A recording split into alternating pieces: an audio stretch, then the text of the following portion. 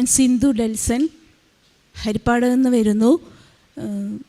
2019 March 1-ാം തീയതിയാണ് ഞാൻ ഉടമ്പടി എടുത്തത്. ഉടമ്പടി എടുക്കാനുണ്ടായ സാഹചര്യം നല്ല രീതിയിൽ തന്നെ, വളരെ നല്ല രീതിയിൽ തന്നെ ഞാനൊരു ബിസിനസ് നടത്തി വരികയായിരുന്നു. എൻ്റെ ഹസ്ബൻഡ് ഞാനും ഫാൻസി ലൈറ്റ് ഷോറൂമായിരുന്നു. അത് പക്ഷേ 17 വർഷമായിട്ട് നടത്തിക്കൊണ്ടിരുന്ന ഞങ്ങൾക്ക് ഈ ഒരു 5-8 വർഷമായിട്ട് ജോലിയും ഒന്നുമില്ലാതെ തകർന്ന് ഭയങ്കര ബുദ്ധിമുട്ടിലായിരുന്നു ഞങ്ങൾ. ആ സമയത്ത് കുവൈറ്റിലുള്ളൊരു ചേച്ചി പറഞ്ഞാണ് ഞാൻ ഈ കൃപാസനത്തിനെ കുറിച്ച് അറിയുന്നത്. ഇവിടെ അടുത്ത് ആലപ്പുഴ ജില്ലയിൽ തന്നെ ആണെങ്കിലും എനിക്ക് അറിയില്ലായിരുന്നു. ചേച്ചി പറഞ്ഞു, നീ ഒന്ന് അവിടെ വരെ പോയി, അവിടെ ഉടമ്പടി അങ്ങനെയൊക്കെ ഉണ്ട്, നീ ഒന്ന് അവിടെ വരെ പോകാൻ പറഞ്ഞു. ഞാൻ അന്ന് തന്നെ യൂട്യൂബിൽ സാക്ഷ്യങ്ങൾ കണ്ടായിരുന്നു. അന്ന് തന്നെ പിറ്റേ ദിവസം ഞാനും എൻ്റെ ഹസ്ബൻഡും ഒക്കെ കൂടി ഇവിടെ വന്നപ്പോൾ ഇവിടെ ധ്യാനം നടന്നുകൊണ്ടിരിക്കുമായിരുന്നു. ധ്യാനം കൂടി ഞങ്ങൾ വീട്ടിൽ ചെന്നു. പിറ്റേ ദിവസം തന്നെ ഞാൻ ഉടമ്പടി എടുക്കാൻ ഇവിടെ വന്നു. എൻ്റെ മൂത്ത മോൻ +2 പഠിക്കുമായിരുന്നു. ആ സമയത്ത് അവന് +2 എക്സാം എഴുതാനായിട്ട് ഒരു 3000 രൂപ കൂടി എനിക്ക് അടക്കാനുണ്ടായിരുന്നു ആ സ്കൂളിൽ. അപ്പോൾ അത് അടക്കാതെ എനിക്ക് മോനെ പരീക്ഷയ്ക്ക് ഇരുത്തില്ലെന്ന് പ്രിൻസിപ്പാൾ പറഞ്ഞു. ഭയങ്കരമായിട്ട് ഞങ്ങൾ ആ സ്കൂളിന് വേണ്ടി സഹായിച്ചിട്ടൊക്കെ ഉണ്ടായിരുന്നു. പക്ഷേ ഈ 3000 രൂപ അടക്കാത്ത ഒരു കാര്യം പറഞ്ഞ് മോനെ പരീക്ഷയ്ക്ക് ഇരുത്തില്ല. ആ സമയത്തായിരുന്നു ഞാൻ ഉടമ്പടി എടുക്കാൻ ഇവിടെ വന്നത്. ബസ് കാശ് പോലും ഇല്ലാതെ കറക്റ്റ് ബസ് കാശുമായിട്ടാണ് ഇവിടെ വന്നത്. വന്നിരുന്ന സമയത്ത് പ്രിൻസിപ്പാൾ, പിറ്റേ ദിവസം എക്സാമാണ്, പ്രിൻസിപ്പാൾ അപ്പോഴും പറഞ്ഞു മോനെ പരീക്ഷയ്ക്ക് ഇരുത്തത്തില്ല പൈസ അടക്കാതെ. ഞാൻ എൻ്റെ ഹസ്ബൻഡിനോട് പറഞ്ഞു, ഞാനിവിടെ അമ്മയുടെ അടുത്തല്ലേ ഇരിക്കുന്നത്, ഡെൽസേട്ടൻ തിരിച്ചു പോക്കോ, ഞാനിവിടെ മാതാവിനോട് പറഞ്ഞോളാം എന്ന് പറഞ്ഞു. പകുതി വഴി എത്തിയപ്പോൾ തന്നെ ബസ് കയറി പുള്ളി തിരിച്ചു പോയി. ഞാനിവിടെ ഇരുന്ന് മാതാവിനോട് പ്രാർത്ഥിച്ചുകൊണ്ടേയിരുന്നു. പകുതി എത്തിയപ്പോൾ പ്രിൻസിപ്പാൾ പറഞ്ഞു, ടീച്ചർ പറഞ്ഞു, അവൻ്റെ മിസ്സ് തന്നെ വന്ന് പറഞ്ഞു, ഞാൻ അവൻ്റെ ഫീസ് അടച്ചോളാം, അവനെ പരീക്ഷയ്ക്ക് ഇരുത്തണമെന്ന് പറഞ്ഞത് എനിക്ക് ഏറ്റവും വലിയ, ആ സമയത്ത് എനിക്ക് ഏറ്റവും വലിയൊരു അനുഗ്രഹമായിരുന്നു അത്. അങ്ങനെ അത് കഴിഞ്ഞു. +2 അവന് നന്നായിട്ട് A+ മേടിച്ച മോൻ തന്നെയായിരുന്നു. പക്ഷേ ആ സമയത്ത് ഞങ്ങളുടെ ബുദ്ധിമുട്ട് കൊണ്ടോ എന്തോ അവന് മാർക്ക് 64% മാർക്ക് ഉണ്ടായിരുന്നുള്ളൂ. പിന്നെ മ്യൂസിക്കിൽ ഒരുപാട് ഇതുള്ള മോനായിരുന്നു. അപ്പോൾ അവൻ്റെ മനസ്സിൽ മൊത്തം മ്യൂസിക്കാണ് അവൻ്റെ ഇതിൽ. അപ്പം അടുത്ത ഇതിലേക്ക് അവന് ഡിഗ്രിക്ക് നല്ല BA മ്യൂസിക്ക് അങ്ങനെ പഠിക്കാമെന്ന് വിചാരിച്ചു. ഞങ്ങൾക്ക് വേറൊരു വരുമാനവും ഇല്ല, ആ സമയത്ത് ജോലിയില്ല, ഒന്നുമില്ല. അപ്പോൾ അങ്ങനെ ഇരുന്നപ്പോൾ ഇവൻ എൻ്റെ അടുത്ത് വന്ന് പറഞ്ഞു, അമ്മ ചങ്ങനാശ്ശേരിയിൽ ഇങ്ങനെ ഒരു മ്യൂസിക്കിൻ്റെ ഒരു കോഴ്സുണ്ട്, ഓഡിയോഗ്രാഫിയുടെ ഒരു കോഴ്സുണ്ട്, അപ്പോൾ അതിനെനിക്ക് ചേരണം എന്ന് പറഞ്ഞു. അപ്പം ഞാൻ അന്വേഷിച്ചപ്പോൾ അതിന് ഒരുപാട് ഫീസൊക്കെ കൊടുക്കണം, എന്നാലും നമുക്ക് അവിടെ വരെ പോകാമെന്നും പറഞ്ഞു. ഞങ്ങൾ അവിടെ ചെന്നപ്പോൾ ചെന്ന് കയറുമ്പോൾ കാണുന്നത് കൃപാസനത്തിലെ വലിയ സ്ക്രീനിൽ ആ കോളേജിൽ അച്ഛൻ്റെ ധ്യാനം നടന്നുകൊണ്ടിരിക്കുന്നു. അപ്പോൾ എനിക്ക് ഭയങ്കര ഒരു പോസിറ്റീവായിട്ട് എനിക്ക് തോന്നിയത്, എന്തായാലും എൻ്റെ മോന് ഇവിടെ അഡ്മിഷൻ കിട്ടും എന്ന് എനിക്ക് ഉറപ്പുണ്ടായിരുന്നു. അപ്പോൾ അവിടെ ചെന്നപ്പോൾ അവർ പറഞ്ഞു 70% മാർക്കുള്ളവർക്കേ ഇവിടെ അഡ്മിഷൻ കൊടുക്കത്തുള്ളൂ എന്ന് പറഞ്ഞു. ഞാൻ അവിടെ നിന്ന് ഉടമ്പടി എപ്പോൾ എവിടെ ഇറങ്ങിപ്പോയാലും ഞാൻ അമ്മയുടെ കാശ് രൂപ എടുത്തുകൊണ്ട് പോകുമായിരുന്നു. അവിടെ നിന്ന് ഞാൻ പ്രാർത്ഥിച്ച് എഴുത്ത് പരീക്ഷ ഉണ്ടായിരുന്നു. അതിലവന് അധികം മാർക്ക് ഉണ്ടായിരുന്നില്ല. പക്ഷേ ഇൻ്റർവ്യൂവിൽ 5 പേരിരിക്കുന്ന ഒരു പാനൽ അവൻ ഇൻ്റർവ്യൂ ചെയ്തു. ആ ഇൻ്റർവ്യൂവിൽ അവൻ പാസ്സായി. അവൻ അവിടെ അഡ്മിഷൻ കിട്ടും. അങ്ങനെ പഠിച്ചുകൊണ്ടിരുന്നു. അതിൻ്റെ ഇടയ്ക്ക് ചെറിയ വർക്ക് വന്നു, അവന് അത് ചെയ്തു. അങ്ങനെ ഞങ്ങളുടെ ജീവിതം മുന്നോട്ട് കൊണ്ടുപോകുന്ന സമയത്താണ് ഹസ്ബൻഡിനെ ഞാനിവിടെ ഒക്ടോബറിൽ അഖണ്ഡ ജപമാല റാലി ഉണ്ടായിരുന്നു, അതിൽ പങ്കെടുത്തു. എനിക്കൊരു ജോലി ഉടമ്പടിയിൽ ഞാൻ വെച്ചിരുന്നത്, എൻ്റെ ഹസ്ബൻഡിനൊരു ജോലി അങ്ങനെ ഒന്ന് തരണം എന്നായിരുന്നു. വേറെ ഒന്നും എൻ്റെ മനസ്സിലുണ്ടായിരുന്നില്ല. ബാധ്യതകൾ മാറ്റണം, ഹസ്ബൻഡിനൊരു ജോലി. 6 നിയോഗങ്ങളൊന്നും ഞാൻ വെച്ചില്ല, എൻ്റെ മനസ്സിലൊന്നും ഉണ്ടായിരുന്നില്ല ആ സമയത്ത്. എന്തായാലും ജപമാല റാലിയിൽ പങ്കെടുത്ത് ഒരു 2-3 ദിവസം കഴിഞ്ഞപ്പോൾ പുള്ളിക്ക് വേറെ ഒരു ജോലി അറിയില്ല. 15 വയസ്സ് മുതൽ ബിസിനസ് മാത്രമേ അറിയത്തുള്ളായിരുന്നു. ആ സമയത്ത് ഹസ്ബൻഡിന് ഡ്രൈവറുടെ ഒരു മിനറൽ വാട്ടർ ഒരു വണ്ടിയിലേക്ക് ഡ്രൈവറെ ആവശ്യമുണ്ടെന്ന് പറഞ്ഞു. ഞങ്ങൾക്ക് കുറച്ചൊരു ഇതുണ്ടായിരുന്നു, കാര്യം ഇത്രയും വലിയൊരു മുതലാളിയൊക്കെ ആയിട്ട് ഇരുന്നിട്ട് ഇത്രയും വർഷം ബിസിനസ് ചെയ്തിട്ട് ഇതിൽ പോകാനൊരു ബുദ്ധിമുട്ടുണ്ടായിരുന്നു. എനിക്ക് ബുദ്ധിമുട്ടുണ്ടായിരുന്നു, ഹസ്ബൻഡിന് വിഷമമൊന്നും ഉണ്ടായിരുന്നില്ല. അങ്ങനെ ഹസ്ബൻഡ് ആ വണ്ടിയിൽ കയറി ഡ്രൈവറായിട്ട് പോയി. ഡെയിലി 600-700 രൂപ ഓരോ ബോട്ടിൽ കൊടുക്കുന്നതനുസരിച്ച് പൈസ കിട്ടുന്നത്. ഞങ്ങൾ വാടകയ്ക്കാണ് താമസിച്ചിരുന്നത്, 23 വർഷമായിട്ട് വാടകയ്ക്കാണ് താമസിക്കുന്നത്. അപ്പോൾ അങ്ങനെ ആ ചിലവിലാണ് ഞങ്ങൾ കഴിഞ്ഞുകൊണ്ടിരുന്നത്. പക്ഷെ അതുകൊണ്ട് നമുക്ക് പിന്നെ മോൻ്റെ പഠിത്തവും സെമസ്റ്റർ ഫീസൊക്കെ നല്ല എമൗണ്ട് ആയിരുന്നു. അപ്പോൾ അതൊക്കെ കൊടുക്കാൻ ഒരുപാട് ബുദ്ധിമുട്ടി. അന്നേരം ഓർത്തു എനിക്ക് പിന്നെയും ഞാൻ പ്രാർത്ഥിച്ചുകൊണ്ടേയിരുന്നു. 3 മാസം കഴിഞ്ഞ് ഉടമ്പടി എടുത്തപ്പോൾ വീണ്ടും ഞാൻ നിയോഗം വെച്ചു, എനിക്ക് ഇത് തന്നെ ഒരു സ്വന്തമായിട്ട് വാങ്ങിക്കാൻ മാതാവ് എന്നെ അനുഗ്രഹിക്കണേ. അതേപോലെ തന്നെ എനിക്ക് ഒരു മാസം കഴിഞ്ഞപ്പോൾ തന്നെ ആ ഏജൻസി ഞങ്ങളുടെ പേരിലേക്ക് വാങ്ങിക്കാൻ ഞങ്ങൾക്ക് സാധിച്ചു. ലോൺ എടുത്തിട്ട് ഞങ്ങൾക്ക് പെട്ടെന്ന് തന്നെ ലോണൊക്കെ റെഡിയായി, അത് വാങ്ങിക്കാൻ സാധിച്ചു. മിനറൽ വാട്ടറിൻ്റെ ആ ഏജൻസി ഞങ്ങൾക്ക് വാങ്ങാൻ സാധിച്ചു.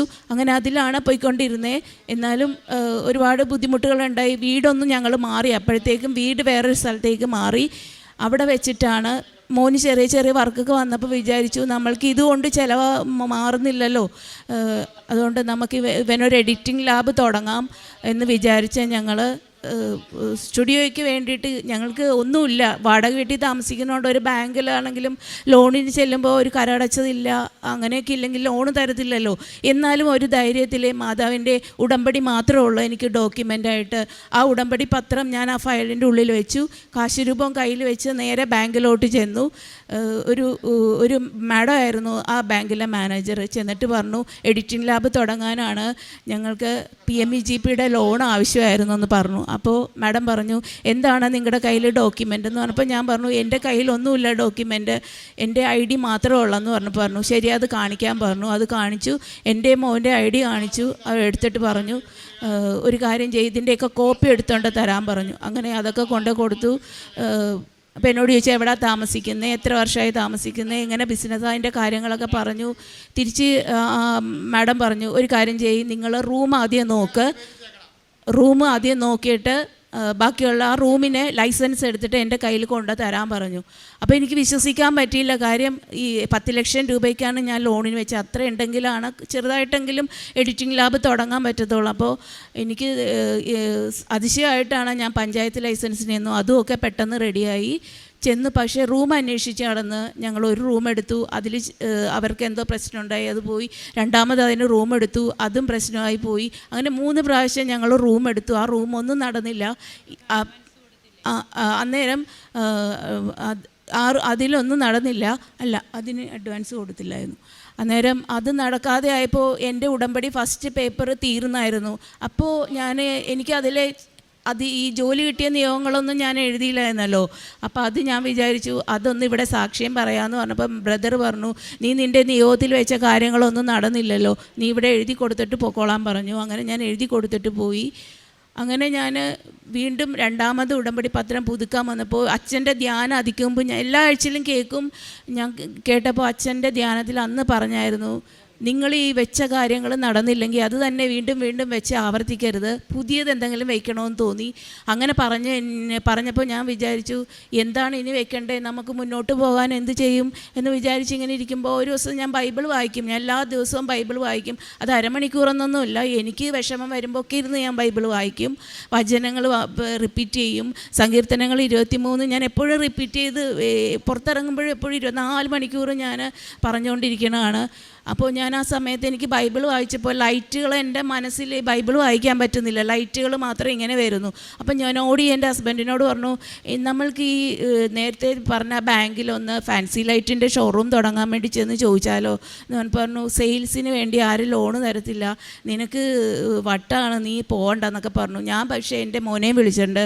ബാങ്കിൽ ചെന്നപ്പോൾ ബാങ്കിൽ ആ മാനേജർ മാറിപ്പോയി, വേറെ മാനേജറായിരുന്നു. അവർ പറഞ്ഞു നിങ്ങൾക്ക് കരമടച്ചതില്ല ഒന്നുമില്ല, നിങ്ങൾ റെൻറ്റിന് താമസിക്കും, നിങ്ങൾക്ക് ലോണ് തരാൻ പറ്റത്തില്ലെന്ന് പറഞ്ഞു. പക്ഷേ ഞാൻ അപ്പം തന്നെ എൻ്റെ ധൈര്യം കൈവടിഞ്ഞില്ല. എൻ്റെ കയ്യിൽ മാതാവിൻ്റെ ഉടമ്പടി പത്രമുണ്ട്, കാശുരൂപമുണ്ട്. ഞാൻ വേഗം വേറൊരു ബാങ്കിൽ ചെന്നു. വേറൊരു ബാങ്കിൽ ചെന്നപ്പോഴും അവർ ലോൺ തന്നില്ല. ഒരു ദിവസം ഞാൻ അങ്ങനെ പണ്ട് ഞാൻ ഹെൽത്ത് ക്ലബ്ബിൽ പോകുമായിരുന്നു. അപ്പോൾ എൻ്റെ കയ്യിൽ 10 പൈസ ഇല്ലല്ലോ. ഇപ്പോൾ റൂം എടുക്കണമെങ്കിൽ അഡ്വാൻസ് കൊടുക്കണം, അതിനൊന്നും എൻ്റെ കയ്യിൽ പൈസ ഇല്ല. അങ്ങനെ ഇരിക്കുമ്പോൾ ഞാനൊരു 10 വർഷം മുമ്പെങ്കിൽ ഹെൽത്ത് ക്ലബ്ബിൽ പോകുമായിരുന്നു. അവിടുത്തെ ഒരു ആൻറ്റി ഒരു 8 വർഷത്തിന് ശേഷമാണ് എൻ്റെ ഈ ട്രാജഡിയൊക്കെ അറിഞ്ഞിട്ട് ആൻറ്റി എന്നെ കോണ്ടാക്ട് ചെയ്യാൻ ശ്രമിച്ചിട്ടുണ്ടായിരുന്നു. പക്ഷേ ഡിപ്രഷൻ, എനിക്ക് ആ സമയത്ത് ബിസിനസ്സൊക്കെ തകർന്നതിൻ്റെ ആ ഒരു ഡിപ്രഷൻ ഉണ്ടായിരുന്നപ്പോൾ ഞാൻ ആരുടെയും ഫോൺ എടുക്കത്തില്ല, ആരോട് സംസാരിക്കത്തില്ല, വീടിൻ്റെ അകത്ത് അടച്ചു പൂട്ടി പ്രാർത്ഥിക്കൽ മാത്രമായിരുന്നു. അങ്ങനെ ആൻറ്റി ഒരു ദിവസം എൻ്റെ കൂടെ തന്നെയുള്ള ഒരു കുട്ടിയെ കണ്ടു. ആ കുട്ടി എനിക്ക് നമ്പർ തന്നിട്ട് പറഞ്ഞു, നീ ഒന്ന് ആൻറ്റിയെ വിളിക്കണം, ആൻറ്റി നിന്നെ കോൺടാക്റ്റ് ചെയ്തു, നീ ഫോൺ എടുക്കുന്നില്ലെന്നൊക്കെ പറഞ്ഞു. ഞാൻ ആ നമ്പർ വാങ്ങിച്ച് വിളിച്ചു ആൻറ്റിയെ. അപ്പോൾ ആൻറ്റി മോൾ എവിടെയാണ് താമസിക്കുന്നത്, ഞങ്ങൾ നിന്നെ കുറേ അന്വേഷിച്ചു എന്നൊക്കെ പറഞ്ഞു. ഞാൻ പറഞ്ഞു ഞാൻ ആൻറ്റിയുടെ അടുത്ത് വരാം. ഞാൻ കരഞ്ഞുകൊണ്ടാണ് ആൻറ്റിയോട് എൻ്റെ ഇതൊക്കെ പറഞ്ഞത്. അവിടെ ചെന്നു, ഒരു പ്രാവശ്യം ചെന്നു, ആൻറ്റി വിഷമങ്ങളൊക്കെ കേട്ട് ഒരുപാട് സങ്കടപ്പെട്ടു. രണ്ടാമതും ഞാൻ ചെന്നു. മൂന്നാമത് ചെന്ന് എന്നോട് പറഞ്ഞു, നീ ഒന്ന് ഇവിടെ വരെ പെട്ടെന്ന് വരണം എന്ന് പറഞ്ഞു. അപ്പം ഞാൻ ഓടിച്ചെന്നു. എന്താ ആൻറ്റി ഒറ്റയ്ക്കാണ് താമസിക്കുന്നത്, എന്താ ആൻറ്റി എന്ന് ചോദിച്ചപ്പോൾ മോൾ ഇവിടെ മോനെയും കൂട്ടി വരാൻ പറഞ്ഞു. അങ്ങനെ ഞാൻ ചെന്നപ്പോൾ ആൻറ്റിയുടെ ഹൈവേക്ക് സ്ഥലം പോകുമായിരുന്നു. അപ്പോൾ അവർ ബിൽഡിങ്ങൊക്കെ പൊളിച്ചതിൻ്റെ പൈസ കൊടുക്കുന്നു അവർക്ക്. അപ്പോൾ വേഗം ഞാൻ അവിടെ ചെന്ന് നിൽക്കുമ്പോഴേ ഈ പൈസ കൊടുക്കുന്നേ. അപ്പോൾ ഞാൻ ചെന്നപ്പോൾ അയാളോട് പറഞ്ഞു ആ പൈസ അവളുടെ കയ്യിലേക്ക് കൊടുക്കുന്നു. അപ്പോൾ ഞാൻ എണ്ണി നോക്കിയപ്പോൾ ഒരു 20,000 രൂപ ഉണ്ട്. അപ്പോൾ ഞാൻ ഓർത്ത് ആൻറ്റിക്ക് എണ്ണാനുള്ള ബുദ്ധിമുട്ട്, പ്രായമുണ്ട് ആൻറ്റിക്ക്, എണ്ണാനുള്ള ബുദ്ധിമുട്ട് കൊണ്ടായിരിക്കും വിചാരിച്ചു. ഞാൻ ആ പൈസ എണ്ണി തിരിച്ച് ആൻറ്റിയുടെ കയ്യിലോട്ട് കൊടുത്തിട്ട് പറഞ്ഞു, മോള് അകത്തേക്ക് കയറിയിരിക്കുമെന്ന് പറഞ്ഞു. അങ്ങനെ ഞാൻ അകത്ത് ചെന്നപ്പോൾ 1,00,000 രൂപ എൻ്റെ കയ്യിലെടുത്ത് തന്നിട്ട് പറഞ്ഞു, ഇത് ഞാൻ നിനക്ക് തരണതാണ്, നീ കട തുടങ്ങി പഴയതിലും നല്ലതായിട്ട് നീ തിരിച്ചു വരണം. ആ സമയത്ത് എനിക്ക് എന്താ പറയണ്ടേ, മാതാവ് എനിക്ക് നേരിട്ട്, കാര്യം 1 രൂപ പോലും കയ്യിലില്ലാതെ ഇരിക്കുന്ന സമയം, ഒരാൾ പോലും നമുക്ക് കടം ചോദിച്ചാൽ പോലും തരാത്തൊരു സമയം. ആ സമയത്ത് ഇങ്ങനെ 1,00,000 രൂപ എൻ്റെ കയ്യിൽ വർഷങ്ങൾക്ക് ശേഷം കണ്ടുമുട്ടിയതാണ്. വെച്ച് തന്നപ്പോൾ ഞാൻ ഒരുപാട് കെട്ടിപ്പിടിച്ച് കരഞ്ഞു ആൻറ്റിയോട്. ഞാൻ പറഞ്ഞു, എനിക്ക് വേണ്ട ആൻറ്റി, ഇതിൽ 10,000 രൂപ ഞാൻ എടുത്തോളാം, ഞാൻ ആൻറ്റിയുടെ അനുഗ്രഹവും മാതാവിൻ്റെ അനുഗ്രഹമൊക്കെ ഉണ്ടെങ്കിൽ ഇതുകൊണ്ട് ഞാൻ തിരിച്ചു വരും എന്ന് പറഞ്ഞില്ല. നീ ഇത് വെച്ചോ, ഇതുകൊണ്ടൊന്നും ആകത്തൊന്നുമില്ല, എന്നാലും ഞാൻ തരുവാന്ന് പറഞ്ഞിട്ട് തന്നു. അത് വാങ്ങിച്ചു. ഞാൻ പിറ്റേ ദിവസം തന്നെ പോയി കട കണ്ടു, കടക്ക് അഡ്വാൻസ് ആ 1,00,000 രൂപ കൊടുത്തു. എന്നിട്ട് വീണ്ടും ലോണിന് ഞാൻ പോയപ്പോൾ 3 മാസം ഒരു ബാങ്ക് തന്നെ ഇട്ട് ഒരുപാട് പേപ്പറൊക്കെ കൊടുത്തു, നടത്തി. അവസാനം അവർ പറഞ്ഞു, നിങ്ങൾക്കൊരു കൊളാട്രലും ഇല്ലാണ്ട് ലോൺ തരാൻ പറ്റത്തില്ല ഞങ്ങൾക്കെന്ന് പറഞ്ഞു. തിരിച്ച് ഞാൻ വ്യവസായ ഓഫീസിൽ വന്നു. വ്യവസായ ഓഫീസറെ കണ്ടപ്പോൾ വ്യവസായ ഓഫീസർ പറഞ്ഞു, നിങ്ങൾക്ക് ഞാൻ പ്രോജക്റ്റ് റെഡിയാക്കി തരാം, വിഷമിക്കുകയൊന്നും വേണ്ട, ഞാൻ പറയണ ബാങ്കിൽ നിങ്ങൾ ഇത് കൊടുത്താൽ മതി. അപ്പോൾ ഞാൻ പറഞ്ഞു, എന്നെ ഇങ്ങനെ 3 മാസം ഇട്ട് നടത്തി, എനിക്ക് കരടച്ചതില്ല, എൻ്റെ ID പ്രൂഫും, പിന്നെ എൻ്റെ മനസ്സിൽ ഞാൻ പറയേണ്ട എൻ്റെ മാതാവിൻ്റെ ഉടമ്പടി വലിയ ഡോക്യുമെൻ്റാണ് എനിക്കത്. അപ്പോൾ അതുകൊണ്ടെന്ന് എൻ്റെ മനസ്സിൽ ഞാൻ പറഞ്ഞെങ്കിലും മാനേജർ പറഞ്ഞു, നിങ്ങൾ നേരിട്ട് വ്യവസായ ഓഫീസർ പറഞ്ഞു മാനേജറുടെ അടുത്ത് ചെല്ലാൻ പറഞ്ഞു. ഞാൻ ആ ഉടമ്പടി പ്രോജക്റ്റുമായിട്ട് ബാങ്കിൽ ചെന്നപ്പോൾ ആ മാനേജർ നല്ലൊരു മനുഷ്യനായിരുന്നു. അങ്ങനെ എടുത്ത് മേടിച്ച് വെച്ചു. എൻ്റെ സ്റ്റാറ്റസൊക്കെ നോക്കി, അതൊക്കെ ഓക്കെ ആണെന്ന് പറഞ്ഞു. വേറൊന്നും എന്നോട് സംസാരിച്ചില്ല. നിങ്ങളെ പിന്നെ ഇതിൻ്റെ ലോണിൻ്റെ ആൾക്കാർ വിളിക്കുമ്പോൾ നിങ്ങളെല്ലാ കാര്യങ്ങളും പറയണമെന്ന് പറഞ്ഞു. അപ്പം അതിനിടയിൽ സെയിൽസിന് പൈസ തരത്തില്ല, അങ്ങനെ ഒരു ലോണേ ഇല്ല, സ്കീമില്ലെന്നൊക്കെ പറഞ്ഞതായിരുന്നു. പക്ഷേ എനിക്ക് വേണ്ടിയിട്ട് മാതാവ് ആ മാസമാണ് ട്രേഡ് എന്നുള്ള ഒരു ഇത് അതിൽ കൊണ്ടുവന്ന് ഞാൻ വിശ്വസിക്കുന്നു. എനിക്ക് വേണ്ടി കൊണ്ടുവന്നതാണ് അതെന്ന്. ആ സ്കീമിൽ അന്നേരമാണ് ആ സ്കീം വന്നേ. അങ്ങനെ ഞാൻ ബ്രാഞ്ചിൽ നിന്ന് എന്നെ വിളിച്ചു, സംസാരിച്ചു. അപ്പോൾ അവർ പറഞ്ഞു, നിങ്ങൾ ചെറിയൊരു ബിസിനസ് ലോൺ എടുത്തിട്ടുണ്ട്, ഒരാൾക്ക് 1 ലോണേ കൊടുക്കാൻ പറ്റത്തുള്ളൂ എന്ന് പറഞ്ഞു. അപ്പോൾ ഞാൻ പറഞ്ഞു, ഞാൻ കടയ്ക്ക് വേണ്ടിയിട്ട് ആദ്യമായിട്ടാണ് വയ്ക്കുന്നത്, എൻ്റെ ഏജൻസിക്ക് വേണ്ടിയിട്ട്, ഒരു മിനറൽ വാട്ടറിൻ്റെ ഏജൻസിക്ക് വേണ്ടിയിട്ടാണ് ഞാൻ ലോൺ എടുത്തത്, അത് ചെറിയൊരു ലോണായിരുന്നു.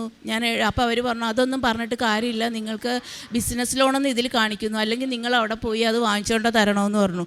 ഞാൻ പറഞ്ഞു, ശരി, ഞാൻ അവിടെ ചെന്ന് വാങ്ങിച്ചുകൊണ്ട് തരാമെന്ന് പറഞ്ഞു. അപ്പോൾ ഞാൻ എൻ്റെ നേരത്തെ ഉണ്ടായ കടയുടെ ഫോട്ടോ വരെ, ഉദ്ഘാടനത്തിൻ്റെ ഫോട്ടോയൊക്കെ കൊണ്ട് അവരെ കാണിച്ചു. അങ്ങനെയെങ്കിലും എനിക്ക് തരട്ടെ എന്ന് വിചാരിച്ച്, കള്ളം പറയുമോ എല്ലാം അറിയാൻ വേണ്ടിയിട്ട് കൊണ്ട് കാണിച്ചതാണ്. അപ്പം ആ വെരിഫിക്കേഷൻ വന്ന പുള്ളി പറഞ്ഞു, എനിക്ക് ഉറപ്പൊന്നുമില്ല, ഞാൻ എന്തായാലും ഇത് ബാങ്കിന് കൈമാറാം എന്ന് പറഞ്ഞിട്ട് ആ പുള്ളി ബാങ്കിൽ കൊണ്ട് കൊടുത്തു. പക്ഷേ എനിക്ക് എന്ത് ഈസിയായിട്ട് 10 ലക്ഷത്തിന് പകരം 16 ലക്ഷം രൂപ എനിക്ക് ലോൺ അവർ അനുവദിച്ചു തന്നു. കേവലം ഒരു ID പ്രൂഫിൽ മാത്രം എനിക്ക് ആ 16 ലക്ഷം രൂപ എനിക്ക് അനുവദിച്ചു തന്നു. പിന്നെ അതായിരുന്നു എൻ്റെ ഏറ്റവും വലിയൊരു നിയോഗം. ജീവിതത്തിൽ എനിക്ക് തിരിച്ചു വരാൻ അമ്മ മാതാവ് തന്ന ഏറ്റവും വലിയ അനുഗ്രഹമായിരുന്നു അത്.